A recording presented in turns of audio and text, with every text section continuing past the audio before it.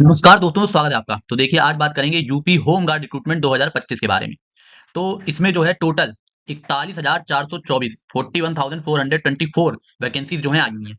अब देखिए ये जो वैकेंसी है ये केवल और केवल जो उत्तर प्रदेश के रेजिडेंट्स हैं अर्थात जो उत्तर प्रदेश में रहने वाले लोग हैं उन्हीं के लिए है। क्योंकि इसमें देखिए डोमिसाइल यानी निवास प्रमाण पत्र की जरूरत होगी आपको, आप जिस भी डिस्ट्रिक्ट के लिए अप्लाई करना चाह रहे हैं। तो देखिए ये सबसे प्रमुख एलिजिबिलिटी क्राइटेरिया है जो मैंने आपको पहले से ही बता दिया है।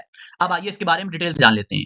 तो देखिए जो रिक्रूटिंग बॉडी है ये एग्जाम कराया जा रहा है Uttar Pradesh police recruitment and promotion board UPPRPB के द्वारा। पोस्ट ने मैंने आपको बता दिया, होम गार्ड वॉलंटियर की पोस्ट है। टोटल वैकेंसी यहाँ पर जो है वो है 41,424। और इसमें देखिए जो अलाउंसेस आपको मिलना है ये 600 रुपए पर डे जो है आपकी सैलरी रहेगी। प्लस इसमें आपको डीए और मिलेगा। यानी कि जो इसमें आपकी सैलरी रहनी है वो ये है कि आपको 600 रुपए पर डे मिलेगा प्लस डीए और इसमें जुड़ के मिलेगा। जॉब लोकेशन जो है वो उत्तर प्रदेश में ही रहेगी, जाहिर सी बात है। और वो भी डिस्ट्रिक्ट वाइज रहनी है। अप्लीकेशन मोड जो है इसका वो ऑनलाइन रहेगा।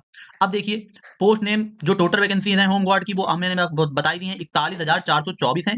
और देखिए जैसे कि लखनऊ है, कानपुर है, आगरा है और वाराणसी है।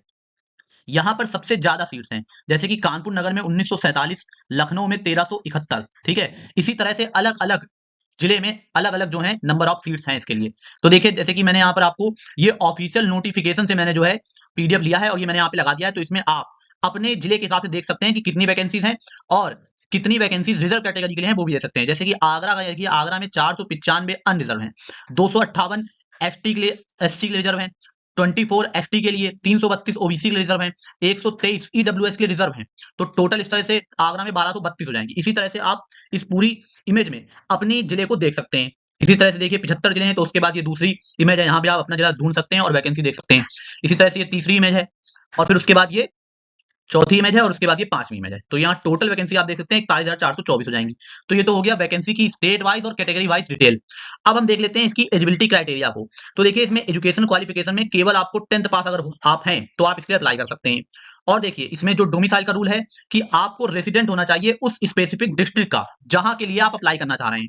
और देखिए you can not apply for a district other than your home district. सीधा सीधा मतलब है कि अगर मान लीजिए आप कानपुर के रहने वाले हैं तो आप कानपुर के लिए ही अप्लाई कर सकते हैं। आप किसी दूसरे जिले के लिए अप्लाई नहीं कर सकते क्योंकि आपके पास कानपुर का जो है वो डोमिसाइल सर्टिफिकेट होगा।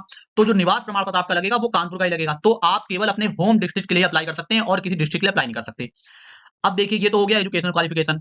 अब एज लिमिट आपकी जो है वो 1 जुलाई 2025 से कैलकुलेट की जाएगी, जिसमें मिनिमम एज लिमिट 18 साल और मैक्सिमम जो है यहाँ पे 30 साल रखी गई है। इसका क्या मतलब है? इसका मतलब है कि जो आपका जन्म है वो 2 जुलाई 1995 से 1 जुलाई 2007 के बीच में होना चाहिए। आपका जो जन्म है वो 2 जुलाई 2007 से 2 जुलाई 1995 से 1 जुलाई 2007 के बीच में हुआ होगा तो आप इसके लिए अप्लाई कर पाएंगे। उसी तरह से देखिए अपर एज लिमिट में एज रिलैक्सेशन भी प्रोवाइड किया गया है, जैसे एससी एसटी ओबीसी जो हैं। लेकिन ये अगर यूपी के रहने वाले ही हैं तो इनको 5 साल का रिलैक्सेशन प्रोवाइड किया गया है अपर एज लिमिट में। इसी तरह से जो एक्स सर्विस में है इनको 3 साल का एज रिलैक्सेशन अपर एज लिमिट में प्रोवाइड किया गया है। तो ये तो हो गया एज रिलैक्सेशन और एज लिमिट के बारे में। अब बात कर लेते हैं जो इसका फिजिकल एलिजिबिलिटी टेस्ट होगा उसमें क्या-क्या चीजें होंगी। तो देखिए फिजिकल स्टैंडर्ड जो इसमें रखे गए हैं उसमें हाइट जो है वो मेल के जनरल ओबीसी और एससी कैंडिडेट के लिए 168 सेंटीमीटर रखी गई है।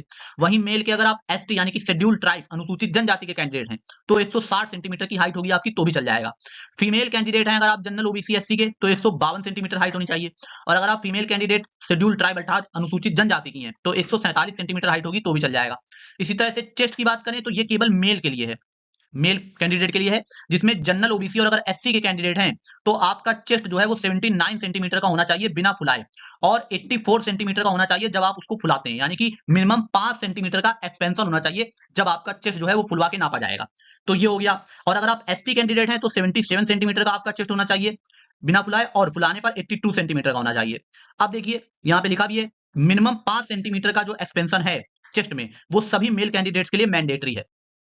अब बात कर लें वेट की तो फीमेल कैंडिडेट जो हैं उनको उनका वेट कम से कम 40 किलो तो होना ही चाहिए। उससे ज्यादा होगा तो चल जाएगा लेकिन अगर उससे कम होगा तो नहीं चलेगा। तो ये तो हो गया हाइट चेस्ट और वेट के बारे में। अब बात कर लेते हैं सैलरी स्ट्रक्चर की। तो देखिए मैंने पहले आपको बताया कि जो इसमें सैलरी है वो डेली ड्यूटी अलाउंस के तौर पे आपको मिलेगी जो कि फिक्स है 600 रुपए पर डे आपको मिलेगी। तो इसमें आप 30 से मल्टीप्लाई करा लीजिए तो ये 18,000 रुपए महीना बैठेगा। और इसमें जो है डीएनएस अलाउंसेस जो है वो आपको और जुड़ के मिलेगा। तो सीधे सीधे अगर 30 डेज का एक मंथ होता है तो हम निकालें तो देखिए मैंने एस्टिमेटेड मंथली इनकम आपकी निकाली, वो 18,000 रुपए आ जाएगी, जो कि 600 इंटू 30 करने पे आएगी। इसके अलावा आपको डीए और कुछ अदर अलाउंसेस जैसे कि ट्रैवल अलाउंसेस वगैरह जो हैं वो आपको भी मिलेंगे, तो वो जुड़ के आपकी सैलरी यहाँ पर 20,000 के समथिंग आप मान सकते हैं बैठेगी। अब देखिए, अब अगर बात कर लें सिलेक्शन प्रोसेस की, तो इसमें सबसे पहले आपका रिटन एग्जामिनेशन होगा, जो कि ओएमआर बेस्ड भी हो सकता है या फिर कंप्यूटर बेस्ड हो सकता है। वैसे संभावना ये है कि बहुत सारे एप्लीकेशन फॉर्म आएंगे तो ये ओएमआर बेस्ड ही होगा। अब देखिए इसमें 3 स्टेजेस हैं। पहला जो मैंने बताया ओएमआर पे होगा, जिसमें objective type multiple choice question पूछे जाएंगे, और इसमें जो सिलेबस है ये जनरल नॉलेज का सिलेबस होगा, जिसमें करंट अफेयर, उत्तर प्रदेश का जीके, हिस्ट्री और बेसिक अवेयरनेस आपको पूछी जाएगी। इसमें देखिए टोटल क्वेश्चन कितने होंगे, 100 होंगे। टोटल मार्क्स भी इसके लिए होंगे 100, यानी कि एक क्वेश्चन 1 नंबर का होगा, और इसके लिए आपको 2 घंटे अर्थात 120 मिनट का टाइम मिलेगा। अब देखिए निगेटिव मार्किंग जो है वो एग्जाम के इंस्ट्रक्शन, जब आपको एग्जाम में ही पता चलेगा कि इसमें नेगेटिव मार्किंग है कि नहीं, लेकिन आप ये मान सकते हैं कि 1 नंबर तो आपको मिलना ही है एक क्वेश्चन सही करने पे। तो नेगेटिव मार्किंग के बारे में अभी ऑफिशियल नोटिफिकेशन में कुछ भी बताया नहीं गया है, और मिनिमम 25% मार्क्स आपको लाने होंगे ये सीबीटी को पास करने के लिए, यानी कि 100 में 25 नंबर तो आपको लाने ही होंगे, तब आप इसको पास करेंगे। उसके बाद ही कट ऑफ निकाली जाएगी कि कौन से लोग जो है, अगर मान लीजिए 100 में 25 से कम ले आते हैं आप, तो फिर आप जो है कट ऑफ के लिए एलिजिबल ही नहीं होंगे। तो ये हो गया आपका रिटन एग्जामिनेशन के बारे में, और सिलेबस मैंने आपको बता दिया, वही सब जो आप पढ़ते हैं, हिस्ट्री, ज्योग्राफी, पॉलिटी, इकोनॉमी, और उत्तर प्रदेश का जीके आपको और पढ़ना रहेगा, करंट अफेयर आपको पढ़ना रहेगा, नेशनल और इंटरनेशनल, यही चीजें इसमें जनरल नॉलेज में पूछी जानी है। अब देखिए, अब बात कर लेते हैं टियर 2 की। ये वेटेज के बोनस मार्क्स आपको कुछ मिलने हैं। जो कैंडिडेट के पास स्पेशल सर्टिफिकेट है उनको कॉम्पिटिटिव एज मिलेगा, यहाँ पर जो बोनस मार्क्स मिलेंगे। जैसे कि अगर मान लीजिए आपके पास एनसीसी का सर्टिफिकेट है, अगर आपके पास एनसीसी का सी ग्रेड का सर्टिफिकेट है तो 3 मार्क्स उसके मिलेंगे, बी ग्रेड का सर्टिफिकेट है तो 2 मार्क मिलेंगे, और अगर ए ग्रेड का सर्टिफिकेट है तो 1 मार्क मिलेगा। इसी तरह से अगर मान लीजिए स्पोर्ट्स स्काउट्स एंड गाइड्स का सर्टिफिकेट है तो 1 मार्क उसका भी मिल जाएगा, और अगर मान लीजिए डिजास्टर मित्रा ट्रेनिंग की हुई है आपने तो 3 मार्क्स उसका मिलेगा, और अगर आपके पास मान लीजिए वैलिड ड्राइविंग लाइसेंस है तो 1 मार्क उसका मिल जाएगा। तो ये कुछ बोनस मार्क्स हैं जो अगर आपके पास ये सारे क्राइटेरिया होंगे तो आपको मिलेंगे। फिर उसके बाद जो है आपका फिजिकल इफिशिएंसी टेस्ट पेट लिया जाएगा। इसमें देखिए जो कैंडिडेट रिटन एग्जाम को क्लियर कर लेंगे उनको जो है रिटन एग्जाम को और फिजिकल मेजरमेंट मतलब हाइट, वेट और चेस्ट को क्लियर कर लेंगे, उनको जो है फिजिकल एफिशिएंसी टेस्ट के लिए बुलाया जाएगा। ये क्वालीफाइंग होगा, इसके कोई मार्क्स नहीं मिलने हैं, इसको खाली आपको क्वालीफाई करना होगा।